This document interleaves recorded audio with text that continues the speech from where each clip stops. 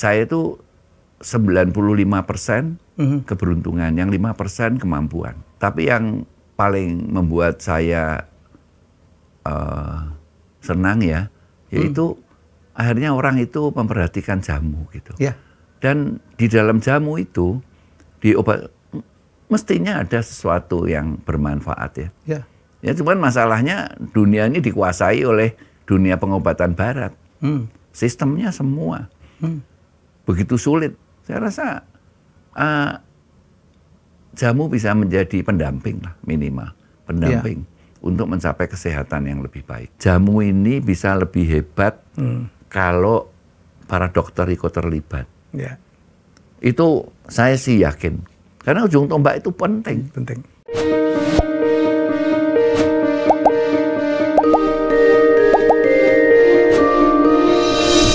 Baik, tamu saya kali ini luar biasa. Saya udah ngundang lama banget, tapi saya tahu beliau sibuk. Nih satu orang sukses. Wong Sugi. Pak Irwan Hidayat. Iya, tak Pak Wong Sugi. Iya, Sugi. Iya, bener. Tapi ada miskinnya juga. Apa? Miskin masa depan. Umurnya 77 miskin masa depan. 77.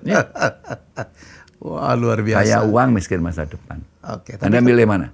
Bapak, saya kagum ya, saya tahu banyak orang-orang kaya Indonesia, tapi Bapak itu beda, punya idealisme. Menghasilkan produk yang, nomor satu tuh, menghasilkan produk yang sangat lokal. Ya, jamu itu kan dulu kan dipandang sebelah mata ya Pak. Ya. Dulu waktu Sido muncul awal berapa? Pak pangsa pasar 0, oh ya. 0,7, Saya 0,8. dibandingin waktu itu salah satu perusahaan jamu, dia 150 kali lebih besar. 150 lebih besar. Satu perusahaan jamu yang tahun 70-an terkenal. Kok saya disebut 150 kali. teman Bapak juga, temanku juga yang punya ya. Iya. Pak, kenapa Pak? Banyak sekali perusahaan-perusahaan jamu yang dulu, zaman dulu luar biasa tuh Pak ya. Yang kalau promosi ke ini pakai orang-orang kecil-kecil gitu. Sekarang pada udah nggak ada gitu Pak. Ya karena market size-nya kecil. Karena kecil? Iya dong. Karena mereka tidak membesarkan marketnya? Enggak. Klaimnya cuma 3. Gelinu, masuk angin, panas dalam. Ya udah 3 itu. Di luar itu nggak boleh. Nyebut, ini aturan ya. Ini ngomongin aturan? Aturan, nggak boleh nyebut jantung, paru-paru, organ tubuh nggak boleh. Klaimnya cuma gelinu, masuk angin, panas dalam. Jadi banyak perusahaan besar dulu nggak bisa berkembang gara-gara aturan ini? Nggak usah, memang sampai hari ini market size-nya juga kecil.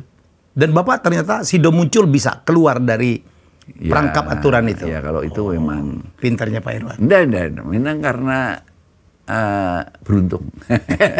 Loh iya beruntung. Beruntung kan tidak berkali-kali Pak.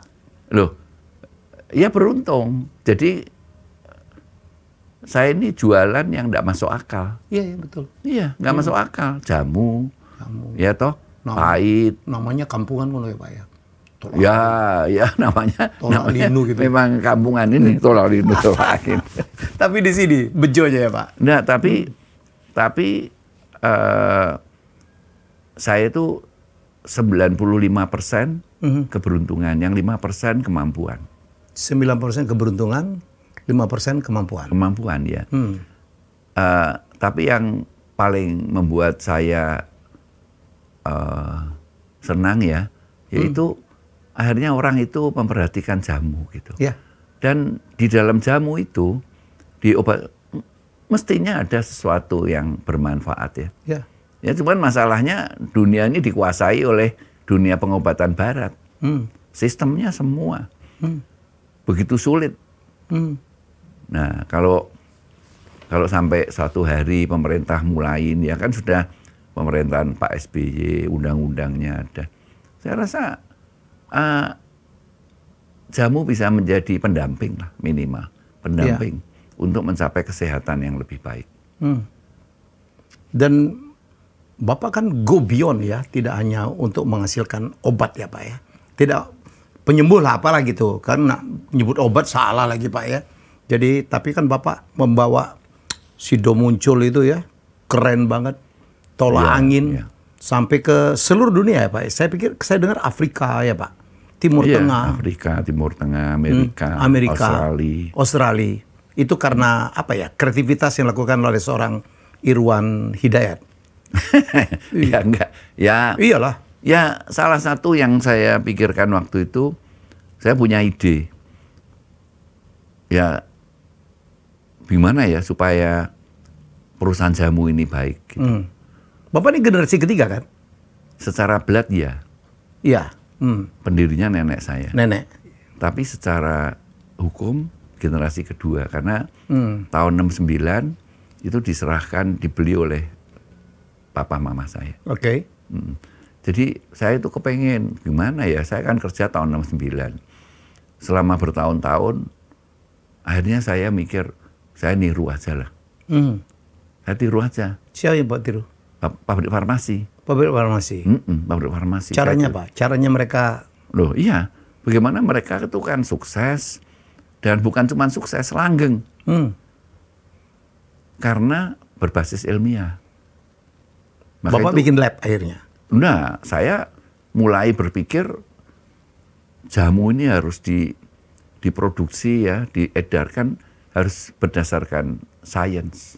Masih berbasis ilmiah. Science ya? Iya, kayak pabrik farmasi kan begitu. Yang tak tiru pabrik farmasi aja. Gampang. Supaya ini menaikkan kelas dari obat tradisional ya Pak ke level atas lah gitu ya Pak? Ya supaya dipercaya masalah. Supaya dipercaya. Oke. Saya melakukan uji masuk harus berbasis sains. Nah berbasis sains itu ya kalau sekarang dilihat ya saya bisa ngelakuin, tapi ketika tahun 85 nggak punya duit, pabriknya kecil, wah kesulitannya luar biasa. Dan saya sendiri tidak punya basic pendidikan formal yang untuk itu gitu. Bapak itu cuma tamat SMA ya Pak? SMA ya. Ya saya pokoknya proses itunya sulit sekali lah. Lalu setelah itu yang saya pikir yang kedua, pabrik farmasi itu punya partner. Punya partner dia. Ya. Dia punya partnernya dokter lagi. Ya. Nah, waktu itu tercetus ide oleh teman-teman sesama pengusaha jamu, harus ada pengobat. Saya juga berpikir harus ada pengobat. Tapi membangun jejaring pengobat itu kan tidak gampang. Kan itu liwatin pendidikan, izin, segala. Prosesnya mahal, mungkin 50 tahun, 100 tahun lagi lah. Itu aja kalau ada komitmen. Saya tahu bahwa industri jamu itu nggak bisa dimanfaatkan ya untuk obat herbal, tidak bisa dimanfaatkan untuk kepentingan sebagai supporting kesehatan masyarakat kita. Itu karena nggak ada pengobatnya. Tidak ada pengobatnya? Nggak ada. Ya saya akhirnya mikir kalau gitu saya mesti minta bantuan dokter. Gitu. Itu ide saya. Saya minta bantuan dokter. Saya membuat seminar di 52 kali fakultas kedokteran. Sengaja masuk ke kampus-kampus? Masuk ke FK. Ke FK? Saya jadi pembicara. Jadi waktu jadi pembicara saya bingung. Apa yang tak omong? Terus? Gimana saya ngomong sama dokter? Banyak ilmu-ilmu baru aja kan yang ditolak sama kolega-koleganya sendiri. Tapi kan ilmu ini turun jamu itu turun temurun, Pak. Iya, terbukti, Pak. Tapi tetap aja dia nggak punya pengetahuan tentang itu. Nggak ada basic science-nya juga ya? Nggak ada. Makanya saya mati-matian 52 kali loh, dengan penuh kesulitan, ya toh. Tapi ada satu akhirnya saya pede aja lah. Pede, saya kalau pergi ke dokter, saya bilang sama mereka, saya yang pertama, saya datang ini bukan untuk menjual produk. Pasti nggak boleh. Karena pabrik jamu nggak mungkin bisa ngomong di industri di FK itu. Tapi saya bisa 52 kali. Hebat, ya, Pak. Ya dengan susah payah. Kalau nggak boleh, saya undang Sivitas Akademikanya ke pabrik. Saya ketemenin 2 malam. Saya presentasiin pabriknya begini gitu. Akhirnya kalau itu, ya mungkin mereka kasihan ya sama saya terus. Ya, kasihan. Oke, you datang karena kasihan. Ya karena kasihan. Tahun berapa tuh, Pak? Oh, saya udah 15 tahun. Enggak, yang Bapak melakukan itu tahun berapa? Tahun 2010. 2010. Oh. Jadi karena saya itu tahu obat herbal ini tidak akan bermanfaat kalau nggak ada ujung tombaknya itu, dokter itu. Makanya saya ke sana tujuan utamanya ya, yang pertama minimal dia tidak salah mengerti tentang obat herbal. Yeah. Jadi jangan setiap kali ada orang sakit, ada orang parah penyakitnya, disalah-salahin gitu ya. Lu minum apa? Minum A, B, C, D. Wah, gara-gara ini lu minum. Jadi kambing hitam. Iya. Yang kedua, saya kepengen memperkenalkan bagaimana kami memproduksi. Saya juga waktu itu aku memperkenalkan gini, visi dan misi saya itu, pandangan saya gitu. Dan yang keempat, saya minta para dokter itu ikut terlibat gitu. Belajarlah tentang obat alam. Gitu. 52 kali loh, hampir selama berapa tahun ya? 10 tahun lebih. 52 kali. Akhirnya pelan-pelan dapat kepercayaan ya, Pak? Iya. Akhirnya pelan-pelan dapat kepercayaan. Tapi 52 kali itu enggak gampang. Ya kalau sekarang ya saya dikenal. Tapi waktu pertama kali, siapa nih orang ini? Orang gila mana nih? Tukang jamu. Tapi saya kan nyadarin gitu siapa saya gitu ya. Yang penting saya nyadarin dah, saya ini bukan siapa-siapa. Justru saya minta tolong dan memperkenalkan bahwa jamu ini bisa lebih hebat kalau para dokter ikut terlibat. Yeah. Itu saya sih yakin. Karena ujung tombak itu penting. Pabrik farmasi nggak ada dokter, mana bisa? Terus kosmetik itu nggak ada beautician, nggak mungkin. Mana bisa? Makanya beautician tuh kalau di farmasi, wah dia ujung tombak bener. Kalau jamu siapa? Nggak ada. Dan Bapak berhasil? Ya saya nggak bilang berhasil. Ya kalau berhasil itu kan yang penting mereka minimal ya. Mereka itu tahu sudah muncul itu kayak gini, caranya memproduksi begini, cara saya melakukan uji toksisitas dan uji farmakologi fase pertama. Oh mereka tahu. Ya yang penting mereka tahu lah. Niat baik itu kan mendasari bisnis kami. Pak, karyawan 4.000 kalau salah ya? 4.000 di pabrik. Saya dengar Bapak mempekerjakan banyak sekali researcher ya Pak? Oh iya. Para peneliti, hampir 200 ya Pak? Di tempat saya itu jantungnya itu adalah laboratorium kami. Ya, yaitu yang pertama laboratorium produksi, yang kedua QC, ketiga quality assurance, yang keempat lupa, pokoknya 4. Yang kerja di situ 160 orang. 160 orang. Nah, memang tidak ada yang kerja di situ farmasis, biolog. Dokter ada, Pak? Ada dokter. Ada dokter. Ada dokter, ada kemis.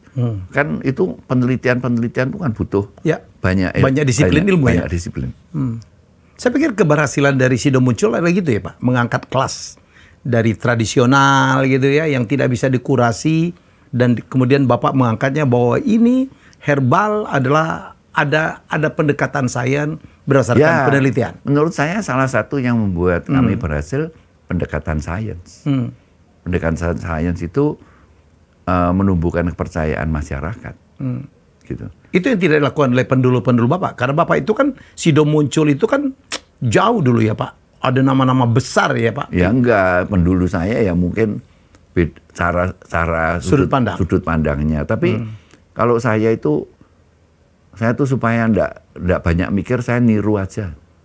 Tiru aja. Farmasi tak tiru. Terus dokter tuh yang tak kagumin. Apa? Sumpahnya. Iya. Di Hippocrates tuh sumpahnya Hippocrates Oath ya. Ya. I will treat my patient with my heart, mind, and knowledge. Ya saya juga gitu sama. Terus saya jabarkan kalau di Sido Muncul, saya akan mengelola usaha Sido Muncul ini dengan hati, akal, dan regulasi. Regulasi. Jadi regulasi itu nomor 3. Tidak ada aturan yang dilanggar ya Pak? Loh, hatinya yang tidak boleh dilanggar. Jadi kalau hati itu yang gampang ya, Saya buat produk, ya, tolangin anak, SMA, saya minum, anak saya minum, cucu saya boleh minum. Itu. Dari bapaknya sendiri yang harus nyobain ya? Iya, saya minum sendiri, semua saya minum sendiri. So minum. Dan tiap hari saya minum. Termasuk perlu untuk anak-anak gitu Bapak minum? Cucu saya minum. Oh gitu. Cucu saya bukan saya. Kan dosisnya kan tidak tepat kalau cucu. Tapi saya memperbolehkan cucu saya minum. Nggak ngajarin. Dia percaya sendiri. Anak saya ngomong ngajarin anaknya ini minum ini. Biasanya kan apalagi anak-anak saya ya, anak-anak zaman sekarang ya, semuanya kan kritis, pendidikannya baik, dia punya jangkauan terhadap informasi itu luar biasa. Lebih lebar dari kita ya. Lebih lebar dari kita. Itu dia sampai memperbolehkan, bahkan menyuruh. Dan satu-satunya yang dipercaya adalah produknya sendiri. Pak, sekarang sudah muncul, saya baca tadi laporan keuangan, omzetnya 3,5 triliun ya, betul ya? Iya, dengan laba bersih sekitar hampir 1 triliun. Turnaround-nya Pak, waktu titik balik dari perusahaan kecil, tradisional menjadi perusahaan modern, sukses itu pada tahun berapa dan peristiwa apa ya Pak? Oh, kalau itu 2013, 18 Desember, kami menjadi perusahaan publik. IPO? IPO. Oke. Nah, IPO itu membuat kepercayaannya lebih tumbuh. Gitu. Oke. Jadi, saya bilang memang rumit ya jadi perusahaan publik. Iya. Tapi diawasin orang ya Pak? Kenapa? Diawasin banyak orang? Iya, tapi nggak kan bisa bebas kepercayaannya tumbuh. Kepercayaan tumbuh. Dan orang yang paling pertama mendorong kami untuk go public itu Mama ya? Mama saya. Masih ingat ngomong apa? Go public ya Pak? Go public. Kowe awas ya nek ndak go public. Kata Mama? Iya. Lucu ya Pak? Orang yang lebih tua, kita pikir gimana gitu kok ngerti-ngertinya go public gitu Pak? Oh ya. Makanya saya tuh akhirnya saya ngakuin guru yang terbaik saya di dalam marketing itu nenek saya, kakek saya, papa mama saya gitu. Ya, dia bilang go public. Kowe nek ndak sampai go public awas kowe. Go public. Awas, ngancam ya. Masih ada beliau Pak? Udah ndak ada. Udah ndak ada. 2017 meninggal usia 90 tahun. Tapi dia udah happy ya, perusahaannya diserahkan ke anaknya. Ya, melesat. Ya salah satu yang membuat kami beruntung ya orang tua yang baik ya. Ya. Iya toh? Ya. Biasanya keberuntungan itu kan orang tua yang baik. Diwariskan. Dulu papa mama kompak gitu ya Pak ya? Oh iya. Mendidiknya juga luar biasa ya? Iya, mendidiknya ngajarin. Namanya persis sama kamu, Yahya. Siapa? Papaku. Kok gitu? Yahya Nah, Hidayat itu dari mana Pak? Hah? Hidayat itu dari mana? Oh, Hidayat itu kan suruh ganti nama. Nama saya Lim siapa, Bapak? Lim Bin Tiong, atau kalau yang Chinese-nya Lim Ming Chung. Nah, gara-gara suruh ganti. Ya udahlah, dipaksa ganti ya kita ganti. Tapi kan Hidayat semua tuh Pak ya? Hidayat. Ada David Hidayat. Iya, iya. Ada Sopian. Iya. Bapak tuh 5 bersaudara ya? 5. Saya itu, tapi itu namanya bagus loh. Saya itu lahir di Jawa. Usahanya jamu Jawa. Jamu Jawa. Keturunannya dari keturunan Tionghoa. Iya. Namanya Hidayat. Oke. Orang Sunda. Jadi saya kalau ditanya, Pak, Bapak tuh sukunya apa? Saya bilang saya suku Indonesia. Suku yang paling gede, suku Indonesia. Oke, balik ke tadi peran mama tadi Pak. Jadi akhirnya itu yang Bapak sempat nolak juga mau IPO itu ya Pak ya? Ya saya males. Enakan gini tidur-tidur tiap hari. Go public, mesti ngadepin orang, mesti diawasin. Saya pikir pertamanya enggak enak. Tapi setelah jalan, ternyata menurut saya paling baik itu go public. Go public. Profesional. Iya. Iya dong, nggak bisa main-main lagi dong Pak. Nggak bisa main-main. Ya. Iya dong. Yang penting terbuka. Terbuka. Jadi kalau perusahaan, kalau memang baik, ya kepengen baik, kepengen enak, ya go public. Terbuka. Buktinya saya tahu omsetnya Bapak tuh 2023. Ya. Kalau nggak go public ya baik juga. Pak, dari 2022 ke 23 agak turun dikit ya omset? Ya itu kan karena COVID-nya selesai. Waktu COVID itu semua diminum. Ya toh, orang ngawur aja apa aja. Ini batu direndam air, ya diminum sama waktu COVID Sido muncul malah naik omsetnya? Malah naik. Ya karena orang takut minum tolak angin, minum vitamin C, minum semua diminum. Pak, di dunia sudah muncul lah. Yang hebat tuh bule-bule apa orang-orang luar negeri juga sudah percaya dan tolangin ya Pak ya. Ya. Kemana aja Pak produksi kita Pak, distribusi kita? Oh, ke Afrika, Timur Tengah, Amerika, kemudian ke Australia, ASEAN, kemudian ya sebenarnya di seluruh Eropa di Indonesian Store, Oriental Store semua jual tolak angin. Tapi hebat Bapak tuh ya. Yang diobatin juga enggak jelas ya kan, masuk angin gitu kan nggak ada orang bule atau apa. Iya jelas dong. Kalau itu loh, maksudnya masuk angin itu. Bahasa Inggris juga nggak ada Pak. Memang nggak ada, tapi kalau di Enterwind katanya. definisi ya Enterwind. Tolak anginnya jadi nama refuse wind. Tapi tolak angin itu adalah masuk angin, itu adalah gejala awal menurunnya daya tahan tubuh. Oke.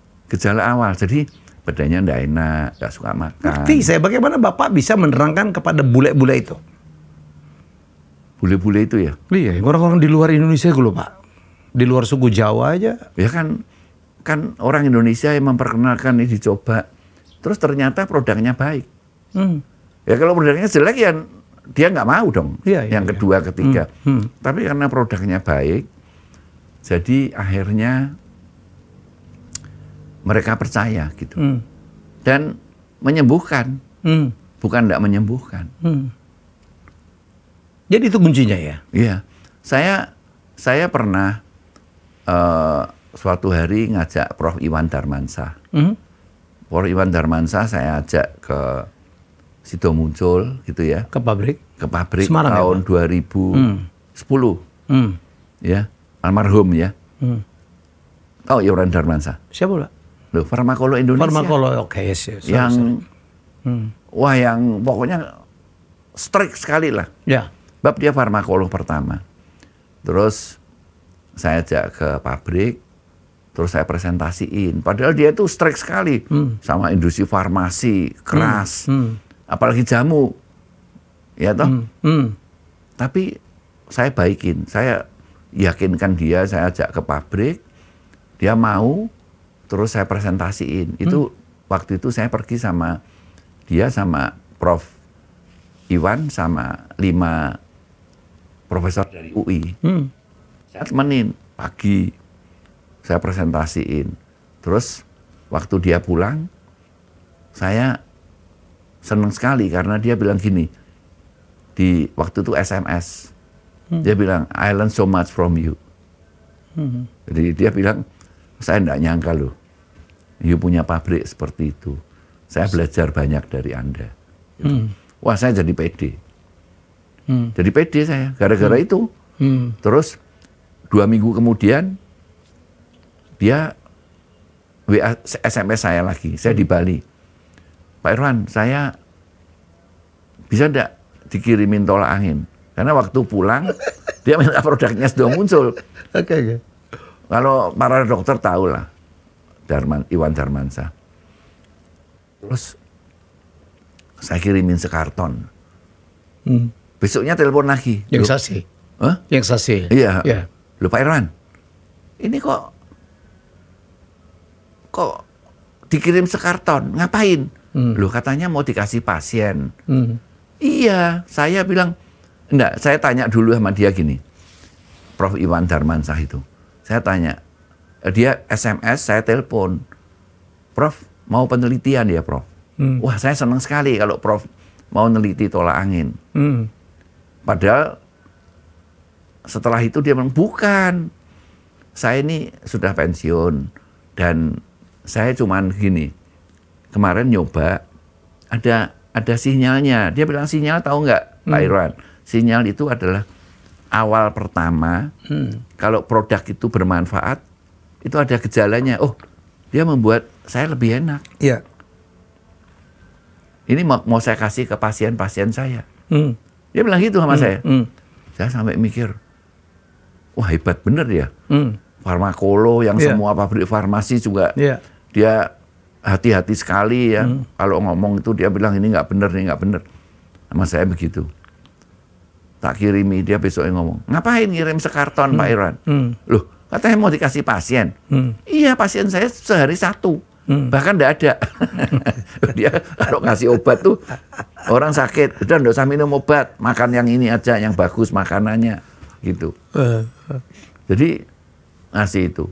Karena sebelumnya waktu saya ketemu dia pagi-pagi sama 5 itu tahun 2002 Sido muncul itu kami melakukan yang pertama uji toksisitas. Toksisitas. Uji ya. sama Fakultas Farmasi Sanata Dharma. Dan terbukti kami lolos. Tidak membuat iritasi ya di lambung, usus, tidak merusak ginjal, tidak merusak organ tubuh ya, lever, ginjal, paru-paru, tidak mengganggu hormon. Hormon pria dan wanita, estrogen, testosteron. Tidak mengganggu pokoknya. Saya jelasin semua, terus proses produksinya kan GMP. Dia senang sekali Prof. Iwan. Malah dia pulang ya gitu, I learn so much from you. Saya simpan SMS-nya. Sampai sekarang? Masih di Nokia komunikator yang merah itu. Di situ ditulis, I learn so much from you. Wah, saya jadi pede saya. Saya jadi pede. Orang yang paling strict ya? Strict. Bukan strict lah, anti lah kalau sama jamu. Tapi begitu. Tapi Pak, saya pikir salah satu keberhasilan Sido muncul dalam ini tolak angin adalah waktu Bapak, ini masalah packaging ya Pak ya. Dulu kalau jamu tuh repot Pak, diminum, di apa gitu. Sekarang waktu itu Bapak masukkan dalam bentuk sachet. Itu pertama Pak ya Pak? Sido muncul melakukan itu? Pertama, dalam bentuk cair. Dalam bentuk cair. Tahun 94. Dan di packaging sehingga kita bawa kemana-mana. Korbannya saya Pak. Tiap keluar negeri mesti ada Sido. Mesti ada tolak angin. Ya kalau orang beruntung ya gitu. Dibawa produknya. Gitu ya Pak. Terus, tapi saya pikir terobosan-terobosan dilakukan oleh seorang Irwan Hidayat itulah yang membuat produk-produk yang dulu diremehkan, di samping based on research, penelitian, kemudian packaging bagus, tapi kan Bapak melakukan upaya promosinya tuh menurut saya gila berat. Itu Pak. Buat saya berat sekali waktu itu. Berat itu karena dengan segala kekurangannya, kecil, tidak punya pendidikan formal, saya nekat terus jalan terus. Nggak ada penelitian, saya pakai referensi, baca jurnal-jurnal, dicocokin sama resepnya. Oh ini bagaimana? Pertamanya itu. Pabriknya juga kecil gitu ya. Tapi akhirnya bisa. Tapi akhirnya tahun 98 kami bangun pabrik. Bangun pabrik baru. Dulu dari Jogja ya Pak? Pindah ke Semarang ya? Ya Semarang tahun 51. Di Jogja 51? Enggak, di Jogja tahun 40. 40. Bapak tuh berdiri 40 ya? Tahun ininya apa? Sido muncul tuh ya? Enggak, Sido muncul lahir tahun 51 di Semarang. 51. Tapi jamunya yang udah dibuat dari tahun 40. Ya, tahun 40 diproduksi pertama sama si kali. nenek itu ya. Tolak angin itu. Tolak angin. Dulu itu namanya 7 angin. 7 angin.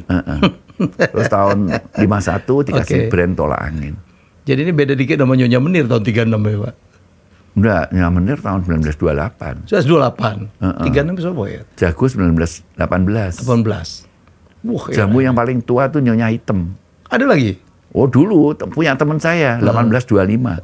Jadi 27 tahun sebelum sekolah Stovia. Wow. Lahir 1852 tuh. Iya. Stovia 1825. Nyonya Hitam di Semarang. Punya teman saya jadi saya tahu. Nggak bertahan. Oh enggak, sudah ada. Kecil-kecil. Pak, saya kembali Pak. Dulu kan yang menarik tuh Bapak pakai Mbah Marijan lah, Bapak pakai apa Renata Kasali. Saya suka banget. Orang pintar minum tolangin. Bapak tuh kreatif banget ya. Sekarang pakai petenis cantik lah gitu-gitu. Oh iya. Itu memang itu seorang Irwan Hidayat Pak dengan kreativitas saya gitu. Oh saya cuma doa terus sih tiap hari. Opo. Berilah aku cinta kasih, kebijaksanaan, dan hikmat. Nah, tiga-tiganya datang dari Tuhan. Gitu doang. Nggak usah kuliah, nggak usah apa-apa. Pokoknya doa itu aja. Iklan Bapak pertama itu apa sih, Pak? Yang membuat orang kenal dengan produk-produk dari Sido muncul? Tolangin. Tahun 83. Bintangnya siapa? Bintangnya siapa tuh ya? Polisi itu loh. Sama polisi. Tanti Yosefa atau siapa ya? Lupa saya. Tahun 83. Udah pakai orang pintar minum tol angin? Enggak, belum. Orang pintar minum tol angin itu tahun 2000-an. Pak Renat? Bukan, yang pertama Sofia Latjuba. Pintar dandan nih, Pak. Oh, ya, cantik. terus setuju kalau cantik ya toh. Oh, setuju. Iya. Ya, terus yang kedua Pak Renald. Sekarang tambah Andi Noya. Oh ya, sebelum itu ada lagi Subronto Laras. Ahmad Dewa, Ahmad Dhani. Terus Wina Prakusya, petenis. Siapa itu? Anes Monica. Banyak lah. Banyak sekali. Bahkan yang pernah, ini iklannya masyarakat ya, itu Pak JK. Terus putrinya Pak JK. Terus kemudian Pak Kasat dulu, adiknya Ibu Ani Yudhoyono. Nah, siapa tuh ya? Edi Pramono Wibowo ya? Ya. Cukup banyak ya, Pak? Kenapa? Coba Pak, kenapa Bapak membuat orang pintar minum tolak angin? Apa Pak kesan yang ingin disampaikan? Nggak ada orang bodoh. Message yang dibahas apa? Nggak ada orang bodoh di dunia ini. Nggak ada orang bodoh. Minimal merasa pintar. Iya. Semua orang merasa pintar. Betul. Jadi dengan minum itu tuh bagian dari orang pintar. Ya memang semua nggak ada yang bodoh kalau menurut saya. Yang bodoh tuh yang nggak minum? Nggak. Maksudnya nggak ada orang bodoh. Nggak ada orang bodoh. Tapi kalau nggak happy, nah semua orang merasa nggak happy. Jadi kalau saya bilang orang happy minum tolak angin, susah itu Pak. Sedikit yang happy ya. Atau orang beruntung minum, ya nanti nggak ada orang, nggak ada, bukan sedikit, nggak ada orang yang beruntung. Lebih banyak orang pintar. Orang pintar dan orang baik. Orang tuh selalu merasa baik dan pintar. Dan juga menjadi contoh ya. Kalau orang pintar aja udah minum, masa kita nggak minum kan ya Pak? Kayaknya itu tuh lebih. Enggak. Saya cuma ngomong semua orang itu pintar dan baik. Nggak ada orang yang merasa bodoh dan jelek. Tapi bintangnya orang pintar-pintar semua tuh Pak. Ya pintar pada panggilan hidupnya masing-masing. Iya, nggak maksud saya. Petenis, acting. Kalau Pak Renat sebagai akademisi. Iya. Andi Noya. Setiawan Jodi sebagai pengusaha, budayawan. Terus Anes Monica, pintar nyanyi. Kalau Andi itu kan tukang ngomong. Ya, jago ngomong lah itu temanku. Dia memang ngomongnya menyenangkan. Dan orang baik. Iya, baik gitu ya. Terus siapa lagi itu ya? Pak Aureli, Veronika Tan. Oh iya? Iya. Menteri sekarang Pak. Masa sih? Nggak ngerti saya. Udah ya bersyukur lah, bersyukur. Iyalah. Bersyukur. Jadi kalau menurut saya Pak, mungkin karena sebagian orang minum ya karena ya orang pintar-pintar aja kalau terus Pacquiao, Manny Pacquiao. Putrinya Presiden Corazon Aquino. Ya, jadi itu. Iya. Dan itu yang menjadi terobosan luar biasa. Dan Bapak bikin event-event juga luar biasa ya. Ya, saya itu membuat gini, niat semua kemampuan saya buat beriklan yang bermanfaat. Ya itu yang juga saya lihat. Iklan yang bermanfaat. Pak, ke tempat-tempat wisata gitu ya Pak itu 2011. Komodo. Mulai dari Irian. Ya. Mulai Irian, Maluku, Waikabubak, Sumba Barat. Kemudian Labuan Bajo, Kalteng, Kaltim, semua. Semarang, Jogja, itu Toba. Jadi Bapak itu nggak cuma mempromosikan produk yang baik, tapi juga mengikutkan mempromosikan pariwisata Indonesia ya Pak? Ya kira-kira daripada ngiklanin produknya sendiri, mending memperkenalkan pariwisata lah. Memperkenalkan. Luar biasa. Memperkenalkan pariwisata, katarak, stunting, bibir sumbing gitu. Jadi dana-dana iklan tuh saya gunakan untuk itu. Ada sampingannya ya Pak? Ya itu kan, saya kan dulu belajar pepatahnya sekali dayung 2-3 pulau terlampaui. Ya toh jadi ya kira-kira, tapi hasilnya luar biasa. Oke. Daripada kalau ngiklanin produknya sendiri. Pak, produk kedua saya pikir yang juga geger itu adalah Kuku Bima ya. Ya. Kuku Bima Energy, Mbak Marijan. Wah, itu Mbak legend. Marijan. Kok iso Bapak kepikir Mbak Marijan gitu? Rosso. Ya Mbak Marijan tuh bisa karena kepepet aja.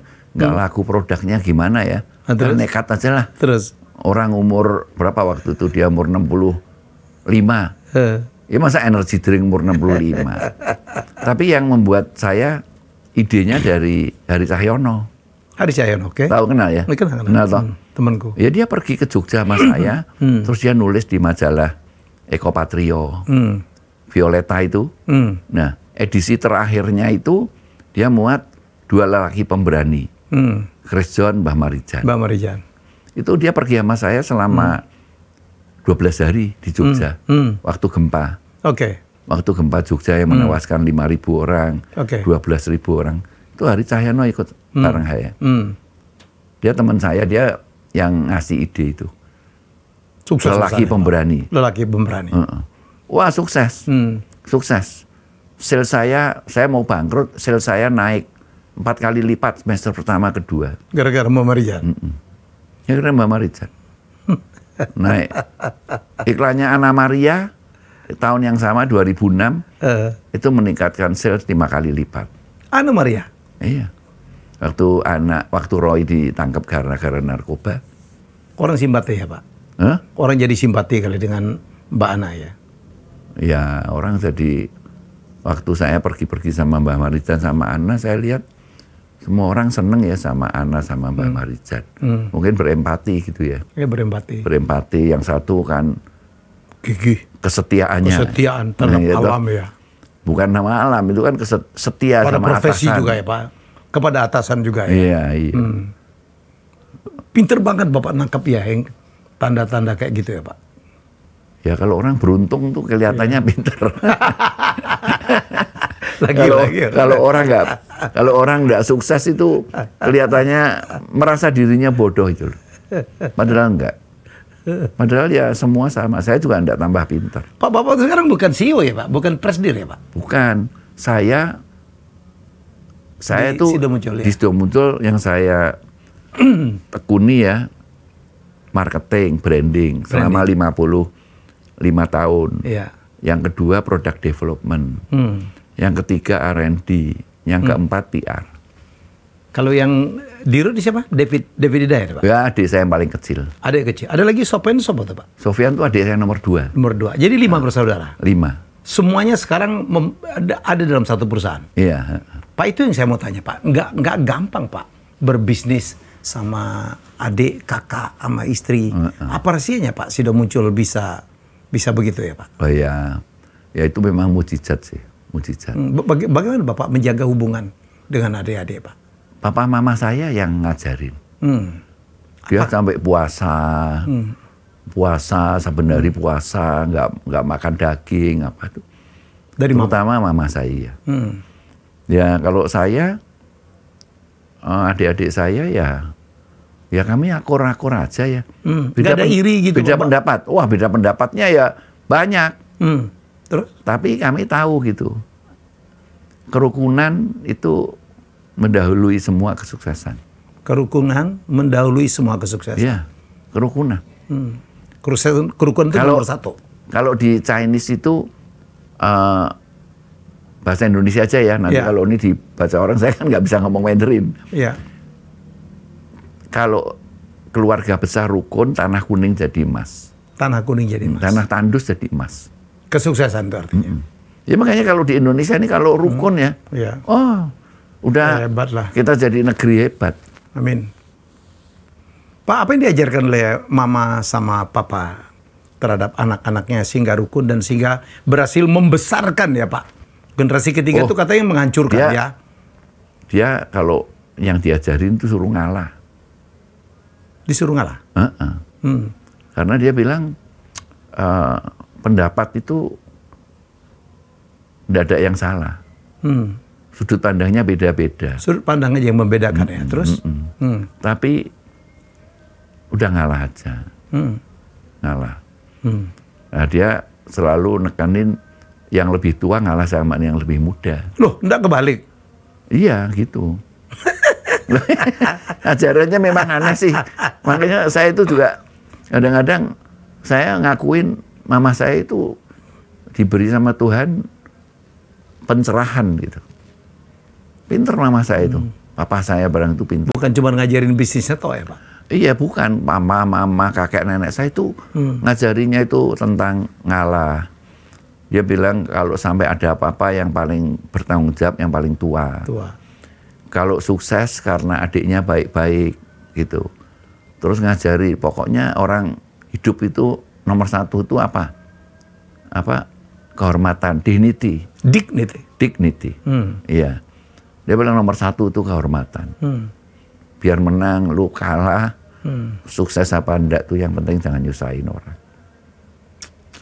Iya. Wah, ini nggak banyak tahu. Ini filosofinya luar biasa ya Pak. Ya papa mas saya bukan saya. Biasanya kan kita mbok yang ngalah sama kakaknya gitu ya, mbok yang ngalah sama orang tua gitu. Dia kalau ngajarin yang tua harus ngalah sama yang muda.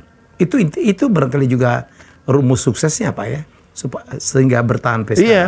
Sebenarnya salah satu yang buat kami sukses, kami nggak bertikai sampai di pengadilan. Tapi benar loh, kalau orang bertikai sama saudara, terus masuk di pengadilan gitu, emangnya konsumen percaya? Iya. Sama adiknya aja kayak gitu. Apalagi sama konsumen. Udah gitu operasional perusahaan pasti terganggu ya Pak? Enggak, tapi itu menumbuhkan itu ketidakpercayaan. Distrust. Oke, belajar. Terus dia ngajari lagi, suruh pokoknya kalau sama karyawan tuh yang baik, dia bilang gitu. Jangan nyakitin. Marah ya marah, tapi enggak, pokoknya jangan nyakitin. Jangan nyakitin. Bapak pernah marah nggak? Ya pernah dong. Kadang-kadang emosi, tapi kan waktu itu saya belajar, ya bener juga kata-katanya orang tua saya. Ngalah aja. Jangan nyakitin. Sebenarnya kalau diterjemahkan ya, untuk menyayangi. Kasih sayang. Lah, saya itu waktu ketemu sama Anna Maria, Mbah Marijan, itu kan dia kan dicintai orang dia. Saya itu akhirnya tuh menemukan ya, bahwa yang paling berharga itu dicintai. Makanya saya kepengen bukan Sido Muncul ini menjadi perusahaan yang dikagumi, tapi yang dicintai. Oke. Iya.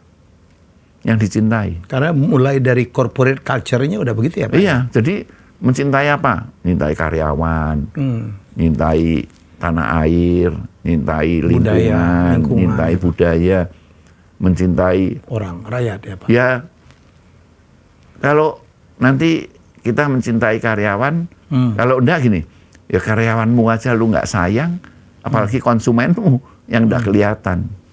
Ya kalau mencintai lingkungan aja disayangin, binatang disayangin. Ya, itu sebenarnya menumbuhkan kepercayaan betul. Tapi mama saya itu ngajarinya begitu. Yang sayang sama orang. Luar biasa. Bahkan dia ngomong, kalau kamu sama sesamamu ndak sayang, kue meh ngomong sayang be Tuhan dari mana? Dia pinter loh, meskipun cuma SD. Iya, cuma SD, tapi wah, filosofi sekali dia. Ngerti go public lah, luar biasa Pak. Wah, go public itu belajar dari mana? Dari mana? Saya juga dipaksa, diancam lagi. Kalau nggak go public, mami nggak bisa turu, dia mau gitu bahasanya. Nggak bisa turu. Awas dia bilang, awas, pakai kata awas. Ngancam ya? Iya. Tapi terasa ya Pak, keberkahan dari berbakti kepada ibu itu menjadi faktor kunci keberhasilan ya Pak? Oh iya, suatu hari saya waktu duduk ya di kamar jam 6 sore gitu, ada suara gini, suara perempuan. Aku mencintai aku memberkati Sido Muncul karena mamimu. Nah gitu. Ya. Terus saya kan suaranya dari kiri ya, kan saya nengok ke kiri nih. Jelas tuh suaranya Pak. Jelas. Terus? Saya kalau cerita itu sampai merinding saya, karena terus saya itu kan agama saya Katolik. Katolik. Katolik kan biasanya punya keluarga kudus. Santo Yosef, Bunda Maria. Bunda Maria ya. Sama anak-anak Yesus. Suaranya dari situ, perempuan lagi. Terus saya bingung waktu itu. Terus yang tak ingat apa? Saya selalu ngomong kalau di ketemu mama saya ya, bilang, Mam itu pensiun aja. Karena ngerepot-ngerepotin. Gitu. Dulu pertamanya gitu. Waktu itu suara itu, terus tak telepon. Tak telepon. Si Mami? Mami. Dia bilang, Mam lagi di mana? Di kamar, di rumah. Kenapa? Tak bilangin, Mami jangan pensiun ya. Terus dari sana dia bilang gini, loh, kowe ngimpi ndak nih? Kowe ngimpi Pak turu, katanya gitu. Ngimpi apa ndak? Ndak, Mam. Coba ngomong sekali lagi. Ya Mami jangan pensiun ya. Terus karena saya geli dewe, tak tutup. Teleponnya saya tutup, jegrek gitu. Terus saya mikir-mikir, iya ya. Saya itu selalu ngomong mama saya tak suruh pensiun. Tapi sejak hari itu, saya tidak pernah bantah mama saya. Waktu bangun pabrik tahun 98, itu kan peristiwanya lagi kacau. Dia bilang, nggak untuk bangun pagar. Katanya gitu. Pagarnya jombok bangun. Sebelum bangunannya jadi. Pagar dulu? Enggak, bangunan dulu baru pagar. Katanya gitu. Saya pikir-pikir, ya wes, aku tak nurut wae wes. Tapi sejak saya nurut sama mama saya ya, wah, akal saya banyak. Idenya banyak. Kesulitannya tambah banyak, tapi idenya tambah banyak. Gitu. Sehingga saya tuh selalu sharing ke orang, wes pokoknya gini loh, kamu tuh sayangi ibumu. Sayangi. Pokoknya sayangi aja. Udah jangan dibantah. Karena suara itu benar-benar ada. Duh, saya percaya Siti Maryam ada toh. Kalau di Islam kan namanya Siti Maryam. Ada, dia ngomong, aku memberkati sudah muncul karena mamimu. Saya masih ingat, kira-kira tahun 92. Saya lupa nyatet tanggalnya. Sampai hari ini kata-kata itu dipegang ya Pak? Terus. Dan saya berusaha untuk tidak menyakiti hati. Mami nggak ada tahun berapa? 2017. Sampai pensiun dia kerja Pak? Sampai pergi gitu masih? Masih. Baru kadang-kadang pendapatnya udah. Padahal dia kerjanya itu apa? Yang anak-anaknya nggak kerjain, dia kerjain. Jadi dia nggak ribut sama anaknya. Dia ngerjain yang anak-anaknya lewatin. Ngumpulin barang bekas. Kalau kotor dibersihin pabriknya. Yang anak-anaknya nggak ngurusin gitu. Makanya kalau nyayangi ibu itu nggak ada rugi. Nggak ada rugi ya. Saya melihat buat tokoh-tokoh hebat ya, termasuk Li Ka-shing gitu ya Pak. Mendapatkan keberkahan karena berbakti. Iya, kalau saya dengar suaranya Siti Maryam, Bunda Maria, ya mestinya tak turutin, udah tak ikutin aja. Sejak hari itu saya nggak pernah bantah-bantah. Tak tinggalin dah membantah itu. Ngomong-ngomong waktu kerja digaji nggak Mami Pak? Ono gaji dah?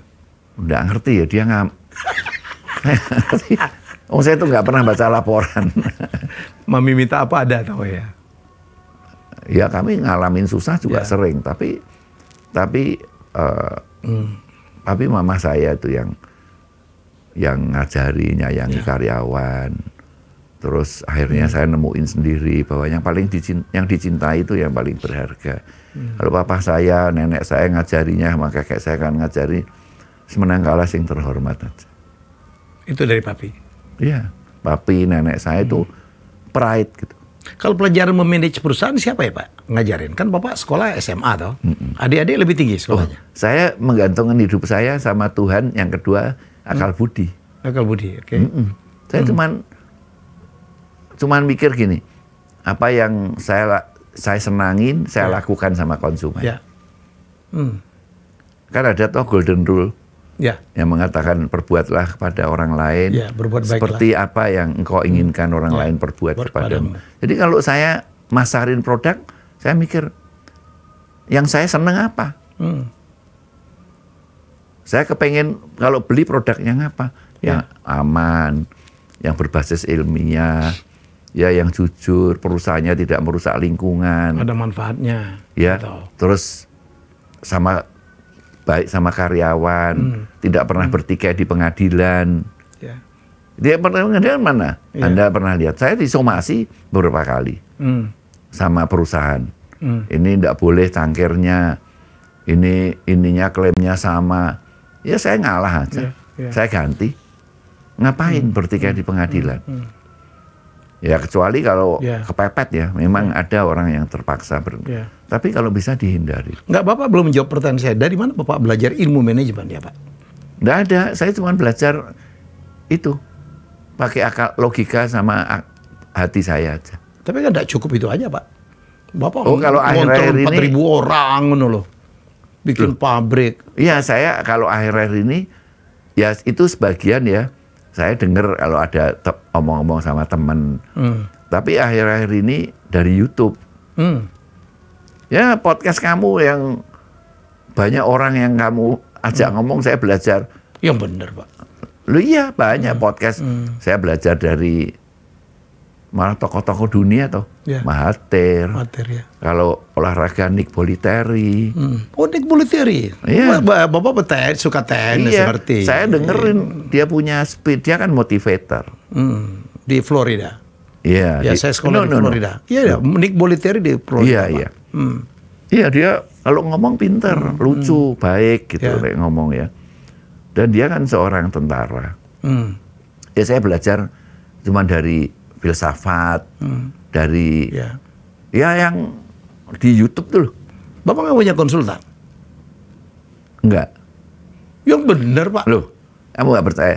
Saya itu karyawan saya. Perusahaan Bapak tuh modern banget dan bertahan. Growth malah. Loh, enggak. Saya kan belajar dari omong-omong dengan temen. Misalnya, lu lihat di TV, terus kemudian itu ya karyawan saya. Saya bangun tim saya enggak pernah menarik karyawannya orang. Dari tahun. Itu prinsip ya Pak? Oh prinsip. Buat apa? Kalau ngajari orang berkhianat, kita ya dihianatin dong. Ya. Kan itu. Karma, ono karma. Bukan karma, itu logika aja. Saya kalau ada orang, saya bangun tim saya dari tahun 90-an di Cawang ya waktu itu. Terus tim marketing saya itu dari arsitek, guru biologi, penyiar radio, ada yang dari nol semua. Dari nol semua, saya dari nol. Dari tahun 90 saya bangun tim marketing sendiri ya. Saya nggak pernah narik, wah orang ini hebat di sana, saya tarik, nggak ada. Saya nggak suka. Dari nol semua? Dari nol. Sampai hari ini. Dan mereka bertahan Pak? Bertahan. Tim inti itu bertahan? Bertahan. Ada berapa orang Pak? Wah, kerjanya di atas 20 tahun semua. Iya. Mesti ada anak baru loh Pak. Loh, anak kan baru sejak go public. Sejak go public, masuk koran ada yang lamar gitu. Tapi secara khusus misalnya, ini dari perusahaan ini, dideketin, mau ndak lu pindah? Nggak ada. Nggak ada. Keren ya Pak. Saya bangun tim saya terus waktu go public, ya itu kemasukan newcomer on the blocks itu. Newcomer on the block. Ya, dia sukanya, wah ini dari sini masukin koran, cari ini. Sampai sekarang saya juga nggak kenal banyak di kantor saya. Tapi kalau tim inti saya yang masuk, saya yang ngelatih. Dan saya nggak pernah ngeluarin. Nggak pernah ngecat orang? Nggak pernah. Nggak pernah. Kalau dia nggak perform, ya tak ajarin sampai perform. Sampai perform. Lah gimana wong saya ngangkat sendiri kok dikeluarin sendiri gimana? Kan berarti saya goblok milih. Ya, salah pilih. Salah pilih, nggak boleh salah pilih. Dan semua orang itu bisa diajarin. Bapak ngelihat apa ya Pak kalau ngerekrut orang gitu atau mau nerima pegawai itu Pak, yang Bapak lihat apanya? Pinternya kah? Ya, yang logik aja yang ngomong. Logikanya aja gimana? Apa? Ya logikanya itu ya saya juga nggak tahu ya. Terus sembari doa, Tuhan ini cocok enggak ya Tuhan? Cocok nih kelihatannya. Oh, ada begitunya Pak ya? Enggak. Tapi saya tuh melihat orang itu. Ada six sense Bapak? Tahu? Ngomong gitu tahu? Wah, enggak mesti... ada. Saya tuh nggak tahu six sense. Saya pengen menggantungkan hidup saya sama Tuhan, sama diri sendiri. Sampai hari ini, saya ngomong sama anak buah saya, ayo kita adu ide. Adu ide. Ide-ide iklan yang saya buat pariwisata, terus ide misalnya tentang katarak, tentang semua saya yang directing. Saya yang directing. Yeah. Dan saya itu juga ngasih contoh sama karyawan saya tentang loyalty. Jadi loyalty itu misalnya saya nggak pernah ganti biro iklan, nggak pernah. Ngapain? PH ya kalau udah satu ya udah satu aja. Yang terakhir ini udah 25 tahun. Kecuali udah ngaco banget ya. Ya, director yang sudah saya cocok ya sudah itu aja. Kalau saya sih kuno memang, tapi minimal itu saya sebenarnya ngasih contoh. Loyalty itu kalau saya loyal sama orang, ya kalau Anda cocok Anda tiru saya. Kalau enggak ya Anda keluar masuk, oke. Buat saya nggak ada apa-apa. Pak, sekarang kan dunia berubah luar biasa ya Pak. Siapa? Ada milenial, ada Gen Z gitu. Bagaimana Pak produk-produk dari Sido Muncul bisa masuk ke market anak-anak ini Pak? Ya kalau produknya baik, bermanfaat ya laku lah. Gitu aja, nggak usah dipikirin. Nggak ada penurunan ya Pak ya? Ya terbukti dari sales ya? Nggak ada. Ya memang kita komunikasikan ke mereka, tapi kuncinya itu produknya harus baik. Oke. Nggak ada kunci lain. Setuju. Nggak ada alasan lain, wah harus gimmick, nggak usah. Pokoknya produknya baik. Oh ya, aku tadi hampir lupa Pak. Dulu Sido Muncul menjadi terkenal karena bayarin orang yang mudik-mudik gratis itu ya Pak ya? Oh iya. Itu program Bapak ya? Kenapa? Itu program Bapak dulu ya? Iya, dari tahun 91. Mudik gratis? Itu idenya adik saya Sofyan. Oh, oke. Sofyan, tahun 91. Tahun 91, 92, 93. Akhirnya tahun 94, saya pikir, saya diajarin sama Handi Irawan. Handi Irawan pernah saya diundang ke Hari Pelanggan. Dia bilang, PR itu lebih baik dari promosi. Oh ya udah, terus saya kembangin. Yang pertama mudik Lebaran itu saya PR-in. Itu pertama tahun 94. Itu biar kelihatan mampu gitu Pak ya? Iya. Biar kelihatan sugih idenya gitu. itu idenya Sofyan. Cuman Sofyan ini tidak pernah mau keluar. Bapak yang muncul? Ya saya yang tidak mau keluar udah ladenin aja sendiri. Dia nggak mau. Jadi gitu ya Pak, dulu kalau nggak salah saya baca, bikin itu biar kelihatan ini perusahaan sukses, sugih gitu loh ya. Di samping bantu orang. Ya zaman itu kan moda transportasi tidak ada. Jalan sempit. Ya. Terus lagi Indonesia lagi booming. Jadi kalau pulang itu 5 juta orang pulang dalam sehari. Bersama-sama atau 2-3 hari. Masih sulit. Nah, kami ngadain mudik Lebaran. Tapi semua tuh, Pak, ya? Tahun keempat baru saya PR-in. Nah, gitu. Pak, kalau kan sekarang 3 generasi udah makin membesar nih, sudah muncul. Generasi anak Bapak, ponakan Bapak, apakah sudah juga terlibat? Ya, saya punya 13 ponakan. Sama anak ya. Nah, yang bisa kita berikan yang pertama pendidikan. Oke. Terus kemudian menjadi perusahaan publik. Oke. Ya. Terus yang ketiga, kami juga punya usaha masing-masing. Ya. Oh, dikasih usaha masing-masing? Iya, kita usaha. Jadi anak-anak saya, ya saya buka usaha. Di luar Sidomuncul? Di luar Sidomuncul. Oke. Terus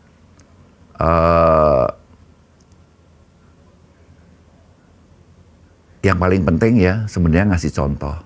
Iya. Jadi ngasih saran, menanam sesuatu bahwa yang penting itu mesti rukun.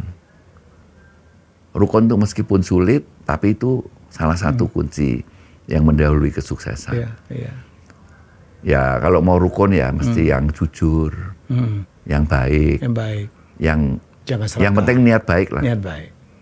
Ya, itu yang kami wariskan ke anak-anak saya. Terus kita ajari juga pakai akal budi hidup itu. Pendidikan Anda itu baik, kan sekolahnya di luar negeri ya, diberi kesempatan. Tapi kalau tidak ada akal budi itu selesai juga ya. Selesai lah. Orang mending nggak usah sekolah pakai akal budi. Tapi kalau orang punya pendidikan, dia menggunakan akal budinya ya. Ya, saya kalau nilai anak-anak saya yang tak lihat, dia logik nggak? Jadi dia kalau ngomongnya itu nggak logik, misalnya penghasilannya cuma bisa beli mobil CR-V, naiknya Ferrari, nah, kan nggak logik. Loh, ya, bukan jahat ya, tapi nggak logik gitu. Terus saya bilangin, kamu punya rumah di daerah yang mahal gitu. Ya dia ngomong nggak usah lah Pak, nanti PBB ini mahal. Nah itu udah benar tuh ya? Udah benar, ada logik. Ya toh? Ya kalau bisanya bayar CR-V, beli mobil CR-V, pakai Ferrari, logikanya gimana?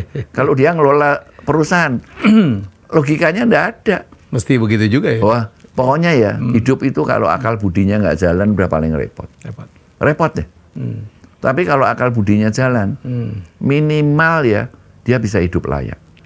Nggak sampai keleleran hidup itu. Putra putri Bapak berapa? Saya pertama perempuan, laki-laki. Yang pertama umur 47 tahun. Usaha sendiri? Udah, di Sidomuncul. Sidomuncul, oke. Yang kedua? Yang kedua, bantuin di hotel. Hotel, tentram? Iya. Tentram. Terus yang ketiga ya di Sidomuncul. Sidomuncul. Keponakan saya ada 10. Semua juga masuk bekerja di Sidomuncul? Ya, sebagian besar. Ada yang kerja di Sidomuncul, ada yang enggak. Ada yang buka usaha sendiri juga? Iya, ada. Oh, keren ya. Tapi yang penting itu sebenarnya pendidikan, sarananya go public ada, terus dikasih contoh, ditanemin sesuatu, ya. Nanti pengalaman hidupnya akan nuntun dia lebih hebat daripada saya. Ada kepikir family office gitu nggak ya Pak? Oh ada. Itu anak-anak sama ponakan saya buat. Yang bikin family office, bikin sendiri ya? Bikin sendiri. Keren. Ya, keponakan saya pinter-pinter. Bukan cuma pinter, rasional. Akal budinya. Dan akal budi. Budi yang penting Pak ya. Kalau akal aja nggak cukup juga. Kalau budi aja nggak ada akal ya repot. Pokoknya yang 50-50 lah. 50 akal. Kalau orang akal aja itu ngakalin. Enggak. Nomor satu uang. Sama temen berantem sampai di pengadilan gara-gara uang.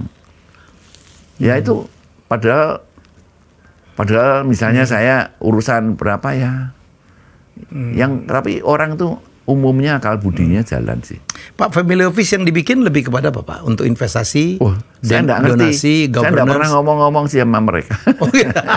Salah aku nanya. Dia buat family office, tapi saya nggak tahu apa. Dia sering ketemu, terus buat aturan sendiri. Aturan bersama yang harus ditepati oleh generasi keempat. Kita ngomong tolak linu aja. Ini produk baru ya Pak? Atau baru ini produk. Namanya itu tolak linu. Siapa yang kasih? Bapak ya langsung ya? Enggak. Tolak linu ini dulu punya perusahaan jamu lain. Ya. Tahun 2014 saya daftarin di Haki. Diterima.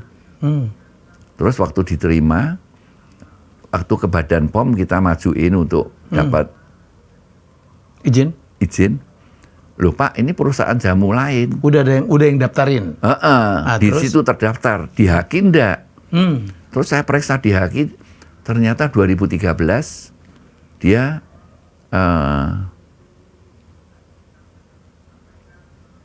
tidak didaftarkan kembali, expired. Oke. Ya, yang penting saya udah datengin ke orangnya. Ternyata memang enggak mau pakai. Mana mau pakai? Kebetulan tuh. Ya, kalau dia mau ya tetap, karena lupa ya saya beli. Kalau udah boleh dibeli ya saya kembaliin deh. Pokoknya niatannya itu. Ini tahun 2014 produk ini. Terus kita karena kita iklanin mulai 2014. Tolak Lino. Sekarang bagus Pak? Ya lumayan, bagus. Sebagus bintang iklannya Ali Slim? Oh, kalau Ali Slim tuh tolak angin. Oh, tolak angin dia Pak? Loh, kalau Ali Slim tuh gini, kan itu orang luar. Pertama saya mau ngiklanin produk ini supaya laku di Eropa. Nah, Ali Slim tuh petenis ya, cantik banget. Saya pikir salah satu petenis tercantik ya Pak, perempuan ya. Iya. Ya, walaupun selera, tapi saya sepakat sama Bapak. Dan waktu itu saya nonton di YouTube, terus saya hubungin. Dia suka gitu. Oke. Terus saya tahu kalau ayahnya itu kardiolog, gitu, ahli jantung. Vietnam ya Pak? Vietnamis, tapi lulusan di Perancis. Semua, jadi sebagai dokter jantung di Perancis. Terus saya sempat ngomong-ngomong sama orang tuanya segala. Dia rundingan toh ya mestinya ya. Ini kan produk Indonesia yang endorse orang Barat ya, dia mesti due diligence lah, cari tahu. Orang tuanya setuju, terus datang ke Indonesia. Nah itu kenapa kok saya milih tenis? Padahal tenis tuh yang kenal tenis itu 0,0 sekian persen di Indonesia ya. Indonesia. Tapi saya punya pikiran begini, tenis itu harus digalakkan. Kembali. Ya, maksudnya ya. 276 juta masa nggak ada satupun jadi juara Grand Slam. Dulu kita hebat-hebat ya Pak, masih Asian Games kalau macam zaman Yayu, Suzana ya. Sekarang hancur Pak, Asia Tenggara ya susah. Yang negara lain tambah hebat, kita malah tambah mundur. Ya toh? Tapi Bapak main tenis memang tiap hari ya? Oh, saya 51 tahun saya main tenis. Nggak golf? Nggak pernah. Oke, terus Pak? Ya terus itu, saya pikir nih saya mesti menggerakkan supaya orang main tenis di Indonesia banyak. Sembari saya memperkenalkan produk saya sama orang-orang Eropa. Atau yang bisa berbahasa Inggris. Di Eropa, di Vietnam, di Perancis ya, atau di Filipina, di Jepang. Nah itu tujuannya itu. Nah olahraga tenis itu kan kecil di Indonesia. Dan orang selalu nyalain pemerintah. Padahal menurut saya bukan itu. Kesalahannya itu karena fasilitasnya enggak ada. Enggak ada. Kurang. Yeah. Makanya Raffi Ahmad itu buat tenis. Tiba-tiba tenis. Yeah. Terus kemudian Vindes. Terus sekarang Luna Maya. Oh, banyak sekali. Ya. Klub-klub tenis yang saya kenal itu mulai hidup Pak. Spinderelas. Ya. Anak-anak tenisnya ya. Dan pakaian tenis sekarang jadi laku loh Pak. Iya. Ininya kaosnya. Terus sekarang saya buat di Semarang sport center, tenis sport center. Ada stadiumnya. Lagi diproses pembangunan. Siap. Di sini saya juga buat di Jalan Ampera. Nah, saya itu cuman berpikir tenis itu saya memotivasi orang. Orang mikir tenis itu percuma. Pertama ya pendapat yang bilang tenis itu enggak mungkin bisa. Itu salah. Yang enggak mungkin bisa itu ya sementara ya. Itu yang body contact. Basket. Bola. Itu kan ototnya orang nggak bisa ya. Tapi kalau tenis itu sebetulnya bisa. Nah, terus kalau sport fasilitasnya ada, diharapkan akan Terus saya ngasih motivasi. Saya bilang, orang selalu berpikir kalau main tenis jadi juara. Enggak usah. Tenis itu modal sosial. Iya. Kalau kita bisa main tenis, kita bisa dapat pekerjaan, bisa dapat network juga ya Pak?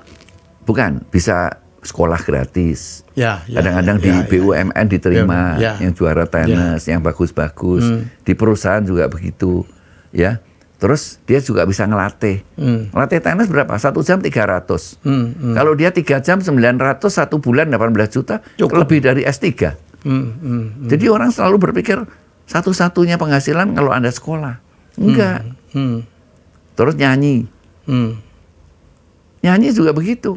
Orang mikir, wah nanti mesti jadi juara nyanyi. Nggak usah. Bisa nyanyi aja. Dan lesnya itu apa? Bukan les nyanyi. Semua nyanyi bagus. Yang harus di les, dia kursus-kursus keberanian nyanyi. Nekat. Suaranya biasa-biasa tapi tampilannya luar biasa. Loh, tapi jadi punya teman. Ya toh, bisa jadi kehidupan. Makanya nanti ide saya yang kedua, saya lagi cari ide untuk menumbuhkan ini loh, bahwa tenis, nyanyi itu harus dipelajari, harus diberikan kepada keluarga kita. Supaya apa? Jadi modal sosial. Mendampingi apa? Mendampingi pendidikan sekolah. Jangan main-main loh sama tenis, sama modal yang di luar sekolah itu. Keahlian itu bisa merubah hidup kita. Banyak. Kayak itu kakakmu siapa? Tantowi. Wah, nyanyinya saya seneng dia kalau nyanyi. Waktu jadi dubes nyanyi di waktu Independence Day. Ya, kalau nyanyi kan langsung di mana-mana diterima. Pak Irwan bisa nyanyi? Oh, saya sih nekat nyanyi, bukan bisa nyanyi. Yang pinter nyanyi kalau di tempat saya itu sekretaris saya. Itu yang ikutannya itu. Bagus suaranya. Bagus suaranya. Oke Pak Irwan, 1 jam lebih kita. Ya. Ada barangkali Pak, saya minta Bapak mesenin sama anak-anak muda Pak.